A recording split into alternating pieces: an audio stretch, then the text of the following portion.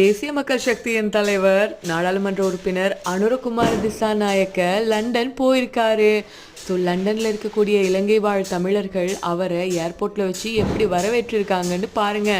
15ஆம் தேதி அனுரகுமார் திசாநாயக் அவர்கள் இலங்கை வாழ் மக்கள் இருக்காங்க இல்லையா லண்டனில், அவங்கள சந்திச்சு அவங்க கூட நிறைய விஷயங்களை பேசுறதுக்காக தான் லண்டன் போயிருக்காரு. இதுக்கு முன்னாடி கனடா போய் வந்தார். இப்போது லண்டனுக்கான சுற்றுப்பயணத்தை மேற்கொண்டு இலங்கை அரசியல் பற்றியும் எதிர்கால ஜனாதிபதி தேர்தல் பற்றியும் லண்டன் வாழ் மக்களோட அதாவது இலங்கை மக்கள் இருக்காங்க இல்லையா அவங்க கிட்ட பேசுகிறதா சொல்லப்படுது. ஸோ எக்கச்சக்கமான ஆட்கள் வந்திருக்காங்க. பிரம்மாண்டமான ஒரு வரவேற்பு அனுரகுமார் திசாநாயக் அவர்களுக்கு கொடுக்கப்பட்டது தான் இப்போ வைரல் ஆகி போயிட்டுருக்கு.